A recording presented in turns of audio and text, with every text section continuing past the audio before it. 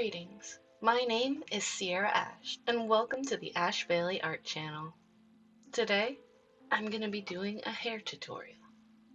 Before we get started, I want to show you a little bit of do's and don'ts. This is using my own art for reference. Let's start with the don't side. Also, I want to apologize for any background noise you might hear. I have my pets and my family in the background, so never know what might happen. I try to make it as quiet as possible, but we'll see how it goes. And this is also my first time trying to do a live video. I'm talking while I'm recording the video. Wish me luck. So this is in the don't section. All of this, you can see the lack of any rendering. It's all with a strand brush. Every single hair strand is drawn. That is always a bad idea. You never want to do anything like that. I didn't know this at the time. It still came out looking okay because of all the shading and rendering and making it look pretty, but this is just bad. You don't want to ever be doing every single hair strand, okay? Now these ones I marked in orange because I started to understand that rendering has to go underneath the hair strands, but I was still addicted to that hair strand brush. You can see all of them look very similar. You can see, especially right around this area, every single hair strand looks exactly the same. They all have that same look, and you can even see where I used the hair strand brush as an eraser to erase back. You see this right here? Those are the eraser with the hair strands. It just looks so tacky. So I also did that here, but this one is more of an improvement. You can see I did a lot of rendering with the shading underneath the strands. Still addicted to the hair strand brush, but this was an improvement. This is starting to look more realistic. Now, this is when we start getting into the stuff that is actually positive. You can see here, I rendered out clumps of hair. You always want to work in clumps when you're doing hair strands. I still did have free flowing strands you can see around the edges, but they're not everywhere and they don't all look exactly the same. That's the key. And here, this is what I'm going to be talking about today, and you'll see the speed paint of this soon. Sorry for the low resolution on my preview here. You can see how I actually painted every single clump of hair. All of these are different clumps, and they still look amazing and realistic. Alright, let me move on to the tutorial portion. Alright, so what you see here is a step-by-step. We start off flat, very flat colors, just the shape of the hair. And don't worry, I'm going to be doing this all in real time. You do the flat colors first, and then I like to go in with the highlights or I wouldn't call these highlights. I guess I would say mid highlights? I don't know.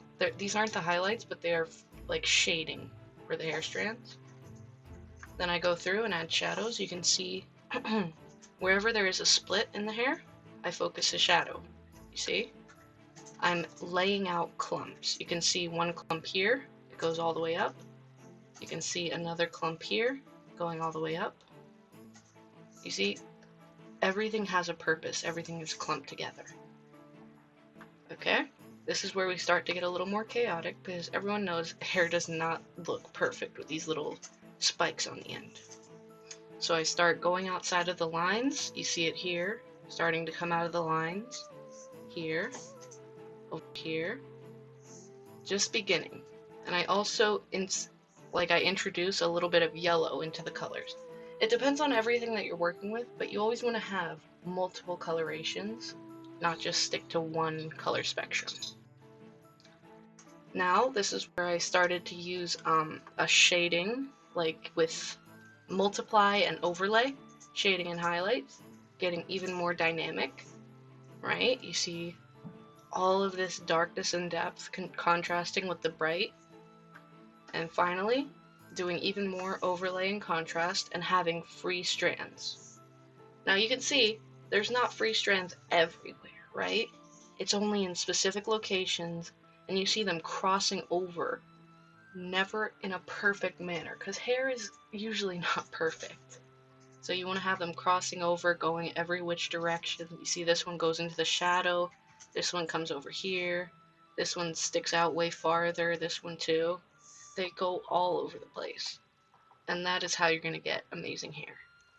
So I'm going to do exactly this. I'm going to do this diagram now in real time. That way we can walk through it together. Let's go with a different color. Let's go with maybe blue. Why not, right? Okay. So you always want to start out with like a mid-tone blue, right? You don't want to go too high saturated. You don't want to go too dark shadows. Even if you're going to make really dark blue hair, you would still come to about here in the spectrum if you want to do really dark. And if you want to do really light blue hair, you want to come up to about here in the spectrum. Never too bright light. Alright? Let's do a normal middle blue right here. Now I'm just using a hard round brush with the pen pressure set to size. Alright, I have full opacity, full flow, and everything looks perfectly normal. Alright, so I'm gonna make, my brush is relatively large right now, and I'm just gonna, what kind of hair do we want to do? Let's try curly. You already see how I did a straight hair. Let's try a curly hair, right? So for the shape of curly, this blue is a little bit too bright actually. Let me go a little bit darker. That way you can see it better. Alright, so for curly hair, I'm going to go ahead and lay out a shape. Alright.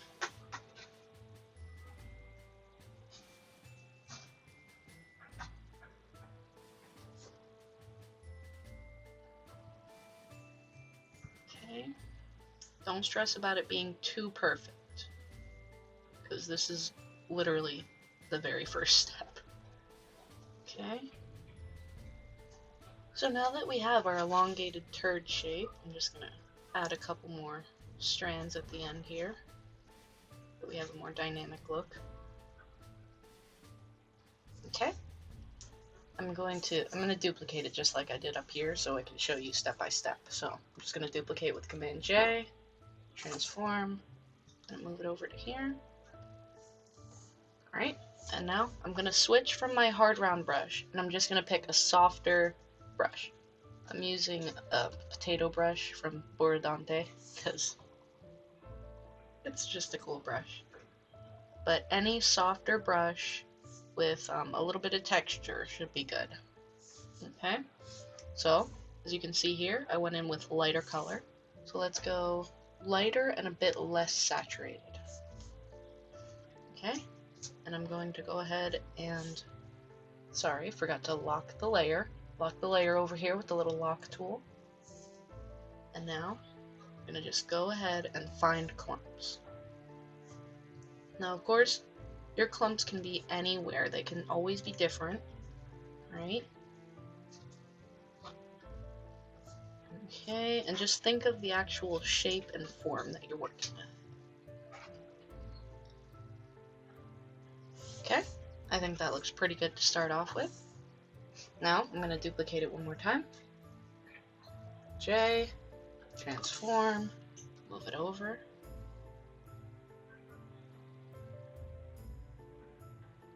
Okay. Now, I'm going to go darker and more saturated.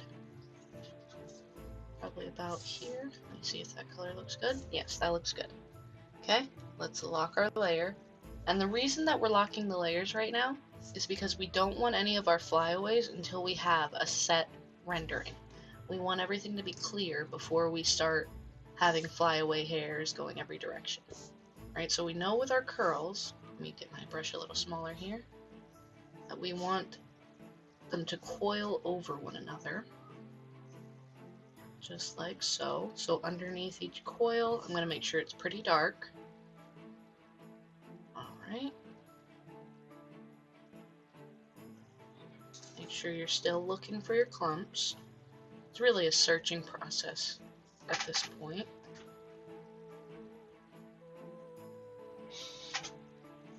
Okay. That looks pretty good. Now, actually, I kind of want to make a little bit of a change to this shape right here. Let me just turn off transparency, do a little bit of erasing. Just wanted to change that a little bit. It was looking too thick on the top. Okay. Now, duplicate again, transform, move it over. Alright, now I'm going to make my brush even smaller. As you get progressively farther and farther, you want to keep making your brush smaller as you go along. Now, I'm going to color pick my light color. I'm going to go up, and this time I'm going to go more saturated. Before we went less saturated, now I'm going more saturated. I'm also going to move it a little bit towards a different color. You can go any direction you want. If you want more of a purple hue, you can go towards purple. If you want more of a teal blue, you can go towards teal. Anyway, it doesn't matter, but you always want to introduce more color variation in your art.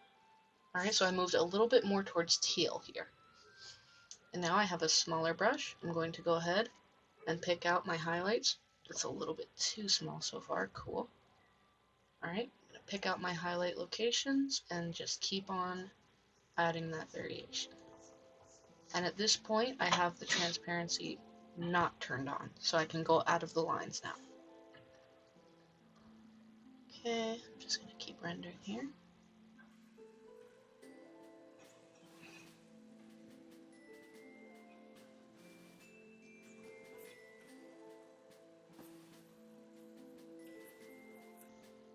Okay, and then I'm going to pick my darker color, and I'm going to go, once again, more dark.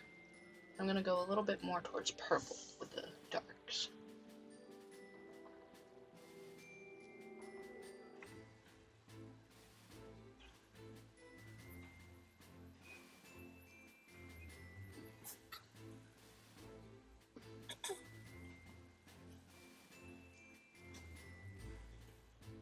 Alright, you can already see how much more dynamic it's looking.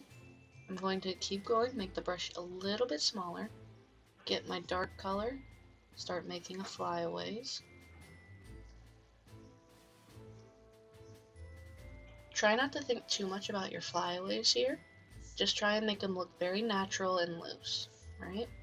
You want to sometimes cross over your clumps, especially with curls, because they're usually a lot frizzier. You want to have a lot of flyaways sticking out of the curls. In fact, I might just shave away a little bit more off the curls there with the eraser tool. Let me just add more here. Let me shave off a little bit out of this crevice. There. A little bit out of there. It looks more curvy. Alright, and then I'm going to go back with my dark and hack off that edge. That way it doesn't look so hard. That looks pretty good. Alright, now that we're here, I'm going to do another new layer with Command J, Control J, duplicate. Transform that, move it over. Okay. And now, this is, I'm going to lock the transparent pixels, set my brush to multiply. I'm going to go to opacity, probably like 25 maybe. Probably 20 actually. Let's go closer to 20. Close enough. Alright, I'm going to go to like a very bright, probably pink, or green. It doesn't really matter. It depends on the lighting situation, what type of hue that you're going to use. So you see, I have brush set to multiply, opacity at 21, flow at 30, and a purple, very saturated reddish purple pink color in the darker spectrum. Alright, I'm going to make my brush pretty big. not too big, but compared to what we were working with before. I'm just going to go through. Actually, I think I want this a little bit more red. Go through. Shade underneath the curls. Get around all of the swirlies.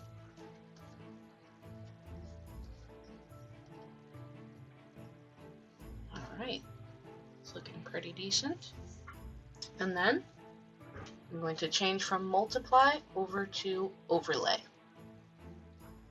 Alright, I love going with yellows for my overlay, just because it always looks like sunlight and it really brings a dynamic into it. Obviously, you can do whatever is more appropriate for your lighting situation. Orange. Bring the brights.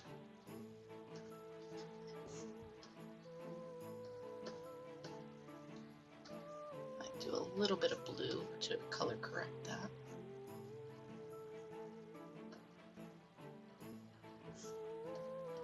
Okay. And then I'm going to go back to a normal brush, put my opacity back to 100, keep the flow low because it's nice having a low flow. Okay, I'm going to go back to a small brush, go through and clean up my edges here. I think this got a little bit too green, so I'm going to color pick this highlight and go over this one, because I think that one got a little bit too green for my liking. Okay, just going to keep going through here. I think a little bit of standing out over here. Okay, and now we're going to go on to the final one. Actually, it still looks a little bit too green. Let me adjust that. Bring in some darks back here.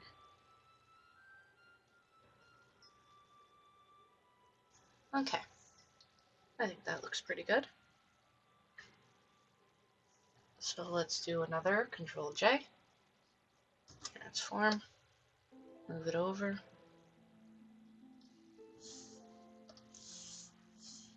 And now we're going to get our small brush again, make it nice and small. I'm actually going to move the flow up, probably to like 90. Let me zoom in a little bit so I can get more accurate here. Let me go ahead and make sure the transparency is not on. And this is where we're going to make our most intricate flyaways.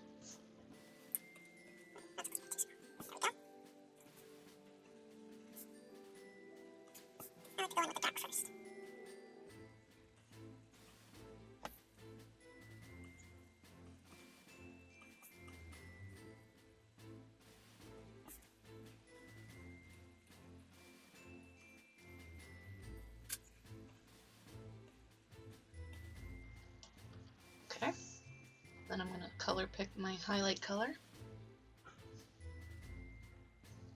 Go through, keep adding those flyaway hairs.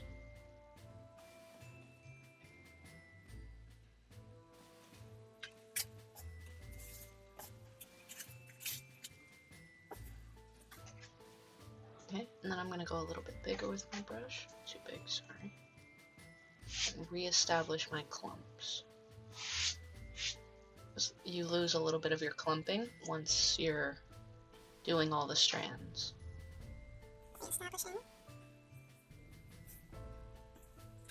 Okay, and then I'm going to be doing the final modifications with the layer modes here. I'm going to go back to multiply.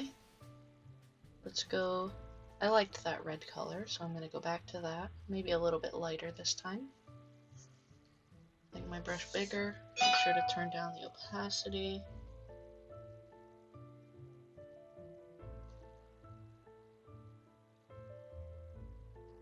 And also turn down the flow. Also lock the layer right here so you're not going out of the lines.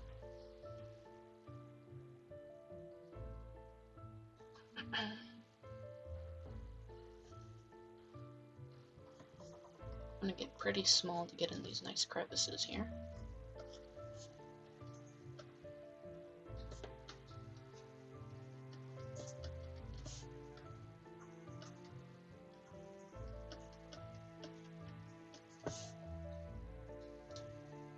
And then I'm going to go to my light color.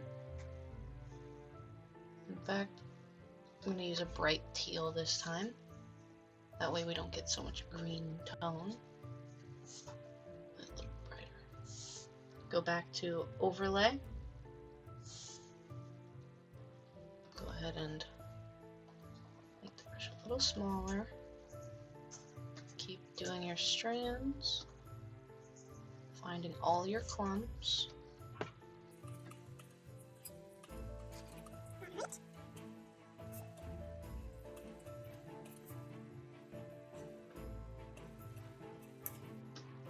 And the last step, the thing that I like to do, is add a levels on top. And you're going to connect it to the layer below with the little Alt and click on the line between the layer. I'm going to brighten up the brights, darken the darks. This really just makes it pop. Just like so. Okay. Then I'll merge that down. And voila! You have here the final product. Imagine if instead of doing all of this, and let me show you what not to do really quick, what I used to do. I have a brush called Strands that I'm addicted to, or I was addicted to, sorry. Let me just find it really quick, Strands. Now imagine if you just had this right here. Go into this layer, duplicate it really quick so I don't mess up the tutorial. Okay. Now imagine if I just went ahead and instead of going in with a rendering brush, I used this Strands brush for the whole thing.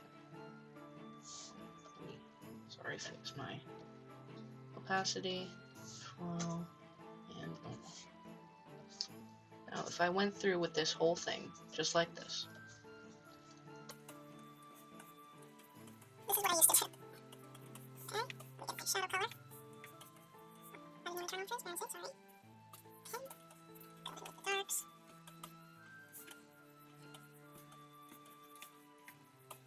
Okay, let me get my brightest color. Now obviously I would take more time than this. This is just me demonstrating what I used to do. But this is me going in and drawing every single strand of hair. Now you can see, if you zoom really far away, this looks passable, right? This looks like it could be hair. But it just doesn't feel realistic, you know? That doesn't feel like hair to me. Where this, on the other hand, feels like hair. Thank you so much for watching. If you enjoyed, please leave me a like. If you want to see more of my upcoming content, be sure to subscribe. And also, drop a comment down below letting me know what you thought of this type of video where I'm recording as I'm speaking. I'm not super comfortable with it. I've never really done it before. I've always done voiceovers for my other videos. So let me know what you think. Also, be sure to stay tuned for next week's video where I'm going to apply these exact same techniques to this painting. This is my fan art piece of Spirited Away. You'll be sure to check it out next week. You can see I did the hair technique with the fluffy tufts and clumps and all that. I'll give you a little preview of it at the end. Okay. Yeah, I think that's all I wanted to say. Good wishes. Ciao, amico.